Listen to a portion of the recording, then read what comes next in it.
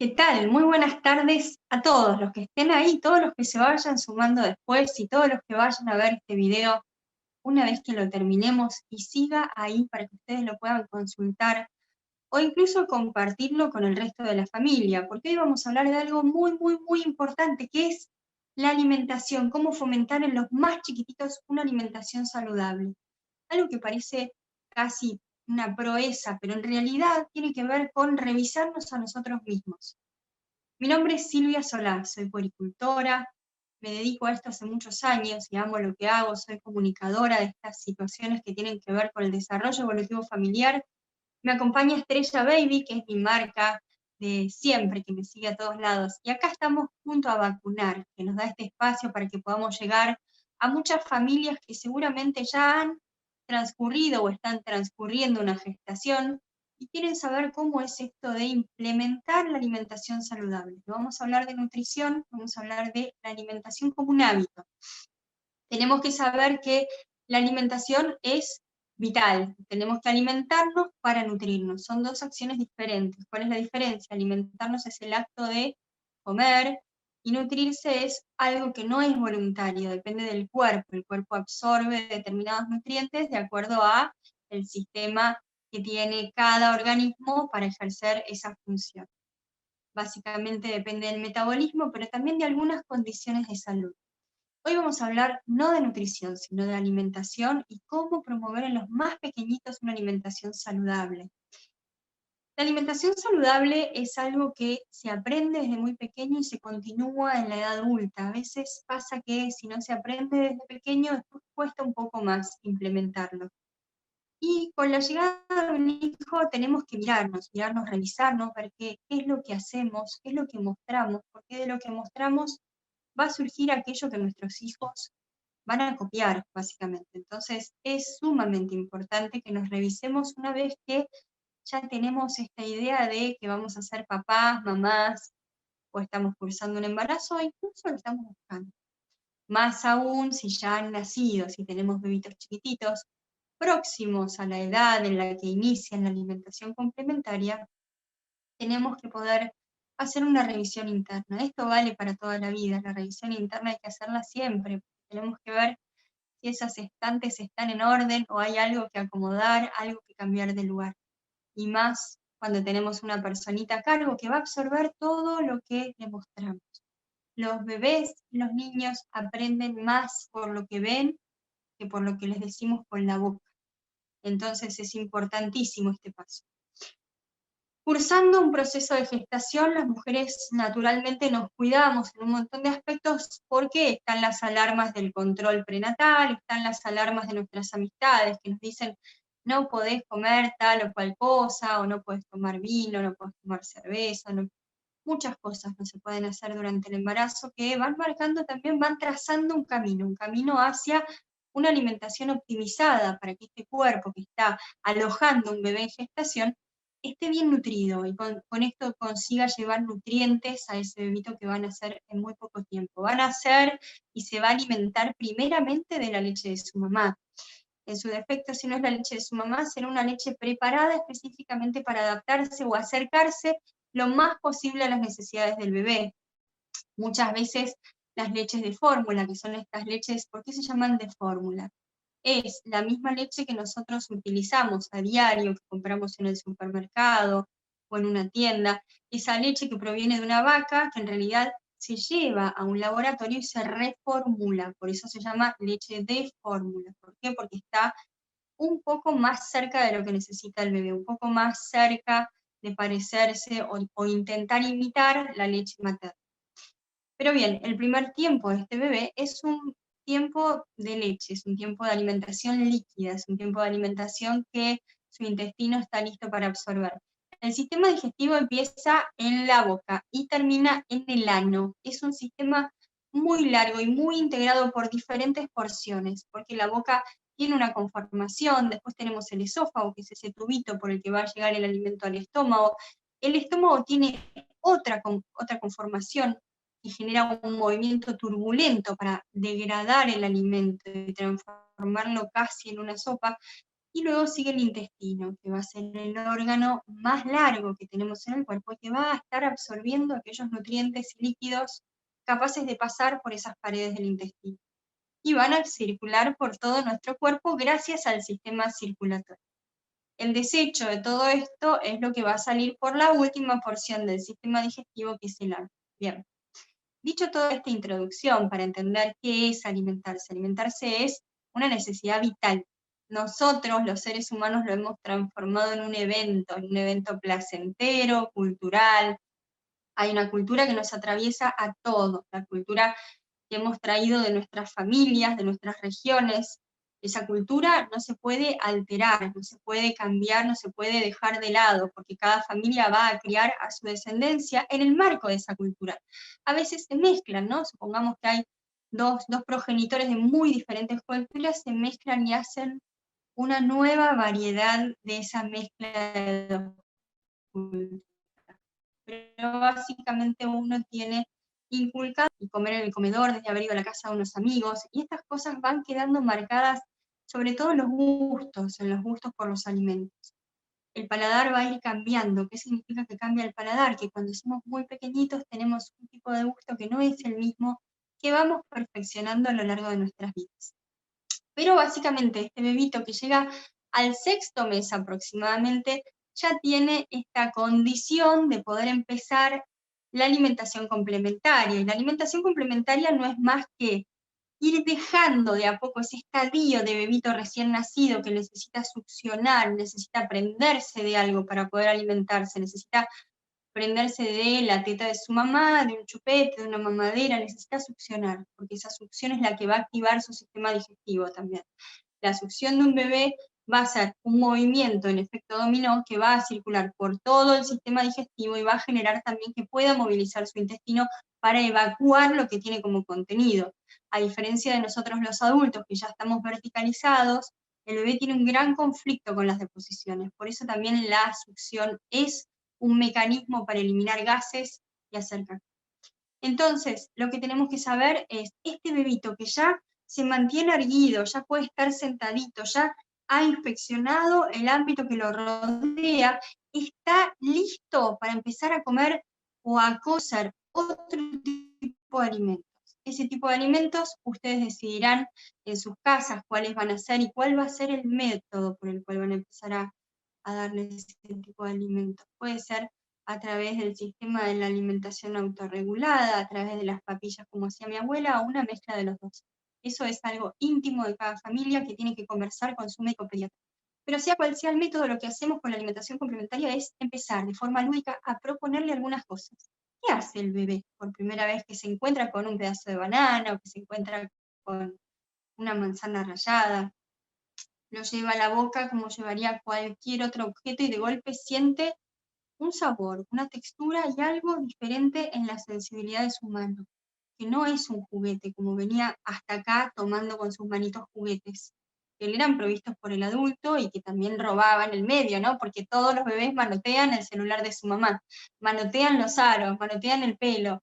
Bueno, esto es diferente, porque esto no solamente le fue propuesto con mucho énfasis, porque las madres ponemos mucho énfasis cuando queremos que nuestros hijos coman algo, y hacemos un montón de caras y hacemos juegos y tratamos de que abran la boca y se metan en esa cucharita un montón de nutrientes. Bueno, les tengo una buena noticia. Tranquilas, no hace falta que coma un montón de comida ni que coma un montón de nutrientes en una sola cucharadita. Es una propuesta lúdica, es un ensayo para lo que va a ser mucho más adelante sentarse a la mesa y poner la fuente en el medio que hemos cocinado para toda la familia. Este paso a paso es el que nos va a llevar finalmente a incorporar a este bebé a la comida familiar. Pero bueno, empezamos con estas pruebas y a veces se lo va a llevar a la boca y va a hacer una cara como de asco, como si hubiera chupado un limón y uno dice, ¡ay, no le gustó! No es que no le gustó, lo sorprendió el sabor, porque no podía anticiparse a eso. Si yo veo, por ejemplo, una torta de chocolate, yo puedo anticiparme a ese sabor, que no quiere decir que va a ser exactamente el que yo estoy pensando que es, porque capaz que la torta es mejor que la que yo había probado antes, o es más amarga, pero finalmente tengo una idea de qué sabor va a tener esa torta. tengo una idea de qué sabor va a tener un puré de zapallo, y tengo una idea de qué sabor va a tener un mate, ¿no? Todo esto lo tenemos porque ya lo hemos probado, los bebés no probaron nada de todo esto, entonces cuando se encuentran con eso hacen una cara como de disgusto. Y a veces pueden hacer arcadas también, porque no saben gestionar el alimento dentro de la boca, entonces las mamás nos asustamos un montón. Las arcadas son un reflejo del sistema digestivo, en este caso, frente a algo que está muy cerca de la parte posterior de la lengua. La parte posterior de la lengua está muy cerquita de la vía aérea. Por eso la lengua tiene una sensibilidad especial en esa zona que hace que el bebé empiece a hacer arcadas para eliminar eso que está en una zona de riesgo. Para nada hay que preocuparse, hay que dejar que ese movimiento dirija el alimento donde lo tiene que dirigir. No nos asustamos porque si no el bebé se asusta más que nosotras. Bien, vamos bien hasta acá. Entonces, ¿qué tenemos que saber? Que lo que le vamos a ofrecer a un bebé nunca debe provenir de un paquete. Eso para empezar. Un paquete, tenemos en este momento una industria alimenticia muy vasta que se encarga de generar alimentos y alimentitos que prometen un montón de cosas que verdaderamente no pueden cumplir. Siempre el mejor alimento es el que más cercano está a cómo fue en su origen natural. Por eso elegimos frutas, verduras, semillas, elegimos legumbres, elegimos todas esas cosas que se acercan lo más posible a su fuente de origen y que en todo caso no estén empaquetadas, y si están empaquetadas que tengan la menor cantidad de letras posibles en su descripción. A partir de ahora vamos a abrir la alacena y vamos a empezar a mirar todas las cosas que tenemos en esa alacena, tratando de entender qué es lo que dice en ingredientes o composición. Tienen que saber que el primer ingrediente que figura siempre es el que está en mayor cantidad, con lo cual si el primer ingrediente dice sal, estamos llenos de sal en eso que nos vamos a comer. Si el primer ingrediente dice azúcar, sabemos que esto tiene una carga de azúcar enorme. Y el azúcar en exceso y la sal en exceso son muy nocivos para el sistema renal del bebé. Entonces, vamos a buscar en la alacena, seguro que van a encontrar muchas cosas, no se peleen con la alacena, ni se vuelvan locos con lo que estoy diciendo, simplemente es empezar a mirar con otros ojos qué es lo que estamos comiendo para saber qué es lo que le vamos a dar a nuestros hijos. Entonces, nos vamos a fijar en qué ingredientes tiene esa comida que le estamos dando. Todo lo que sea instantáneo, en general, se llama ultraprocesado. Ultraprocesado es aquel alimento que ha sido muy modificado para ser llevado a una góndola y luego ser llevado a un hogar y resolver en muy poco tiempo un plato que de otra manera nos llevaría muchísimo tiempo. Después tenemos alimentos mínimamente procesados, que son aquellos que se envasan o que por ahí tienen algún conservante, pero no tienen todas esas palabras impronunciables que figuran en las etiquetas.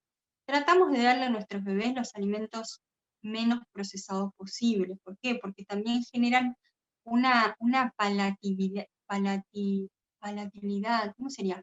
Bueno, le generan este acostumbramiento. El paladar recibe sabores que después los pide. No sé si les pasa, por ejemplo, con las cosas de copetín, ¿no? Llegamos a un evento, cosas de copetín, y a todos nos desviven esas cosas. ¿Por qué? Porque generan esa especie de adicción, esa especie de ganas de comerlo, que hasta sin hambre podríamos comer. Ahí es donde cuando nosotros comemos algo sin hambre, cuando nos tenemos que dar cuenta que hay algo en eso que estamos comiendo que la industria consiguió hacer que nos cautive. Eso es lo que tenemos que evitar por todos los medios con nuestros bebés y niños pequeños, porque ya lo van a conocer, porque en algún momento van a un cumpleaños, en algún momento van a un lugar de comida rápida, y esto no está prohibido, simplemente es establecer desde el inicio aquellos hábitos que sabemos que van a perdurar como ley, como parte de una religión alimentaria, como parte de esto que vamos a imprimir en nuestros hijos para que sepan que ese es el camino. Uno puede salirse eventualmente, todos hemos ido al casamiento de mi mejor amiga, y comimos como desquiciadas. ¿Por qué? Porque en un casamiento hay como una especie de aturdimiento de alimentos, todos muy ricos. Entonces, terminamos comiendo por demás. Lo mismo pasa en Nochebuena, lo mismo pasa en Navidad, en fin de año, siempre que hay un festejo tenemos esta cosa de abarrotarnos de comida. Bueno, acá es donde tenemos que frenar y decir, bueno, esto que estoy haciendo lo va a copiar mi hijo, y si lo copia mi hijo me va a incomodar mucho más que si lo hago yo misma. ¿Y por qué? Porque voy a ver que se está generando un daño con esta actitud. Tratamos de no incluir bebidas con gas para nada con los niños, y menos que menos los juguitos, los famosos juguitos que vienen con dibujitos y muy simpáticos en el packaging, pero finalmente están supercargados de azúcar. Y el azúcar, igual que las harinas refinadas, tienen esta condición que nos dan ganas de más. ¿Quién no tiene ganas, no? De pasar por un kiosco. Los kioscos son esos lugares que venden cosas que no necesitamos para nada. No necesitamos ni un alfajor, ni un chocolate, ni caramelos, ni chicles, ni cigarrillos, ni gaseosas. No necesitamos eso para vivir.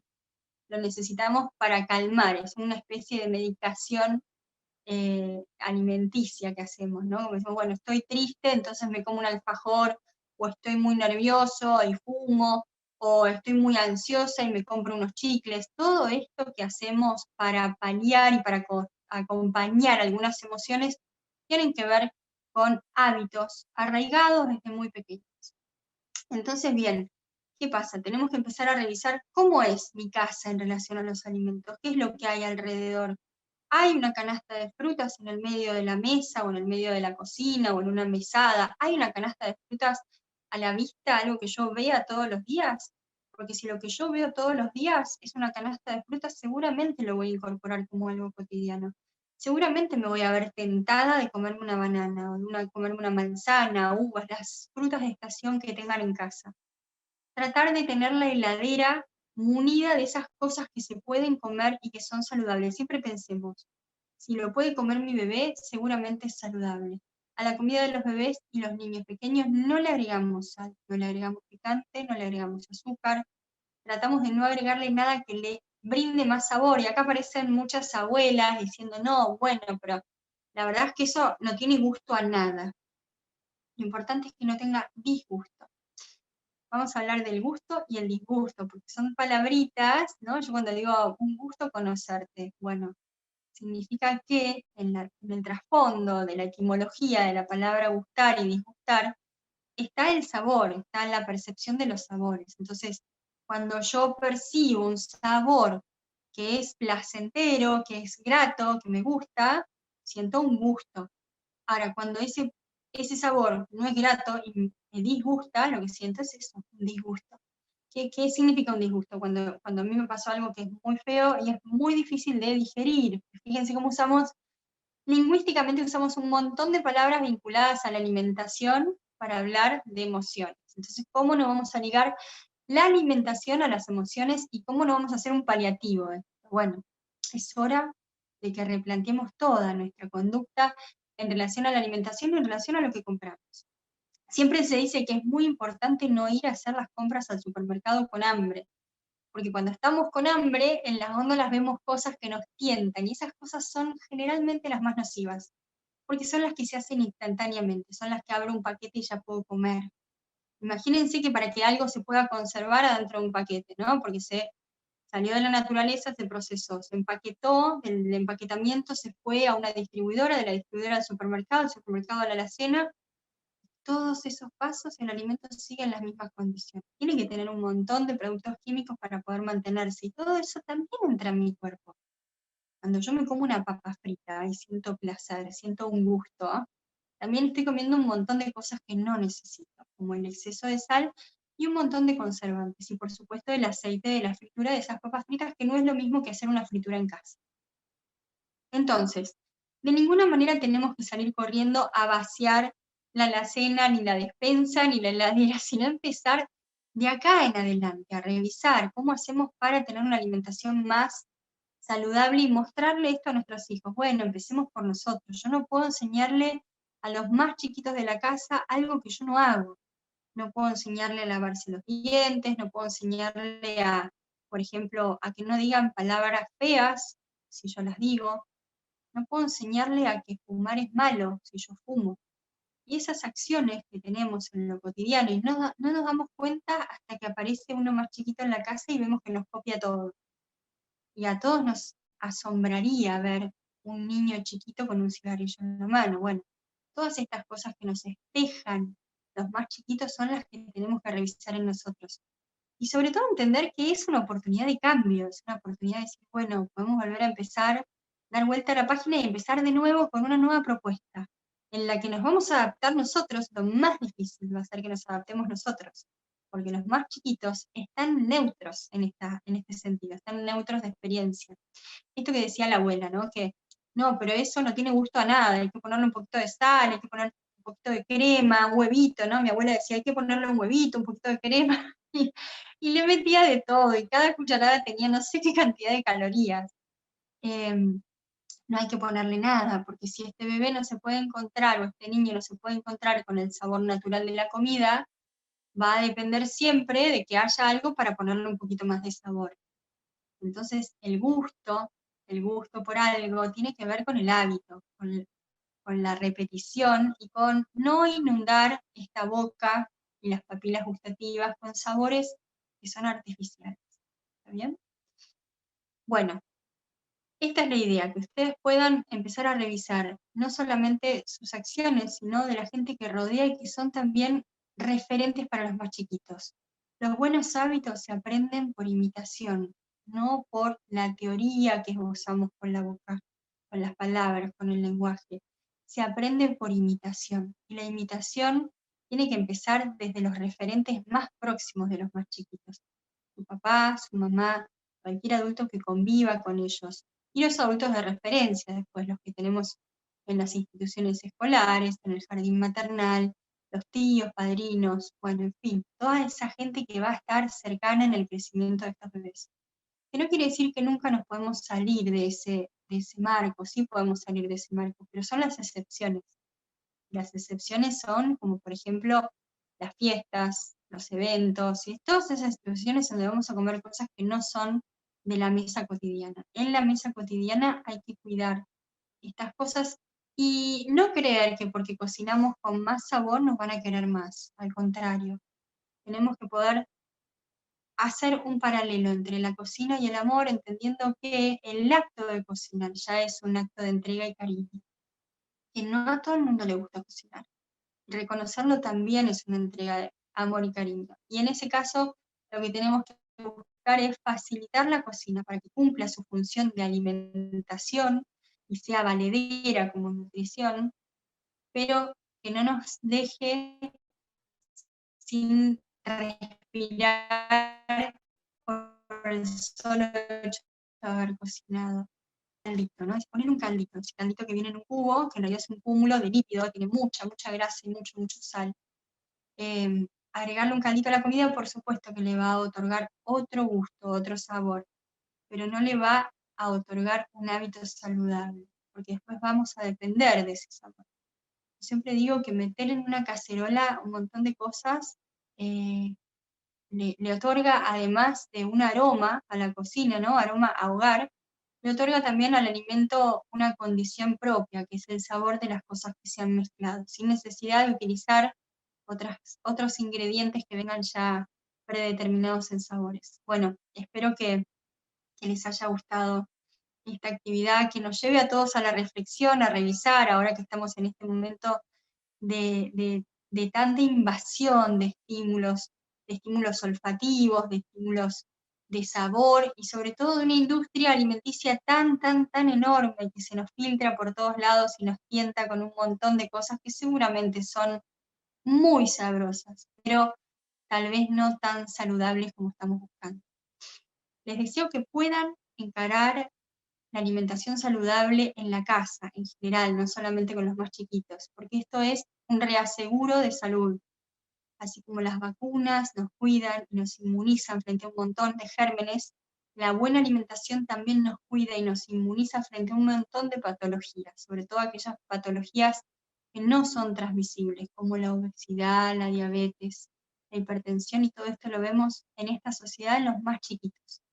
Prevenir empieza desde el modelo de alimentación saludable que podemos darle a los adultos. Les dejo un beso enorme, espero que les haya gustado esta actividad y que puedan volver a verla con el resto del grupo familiar. Chau.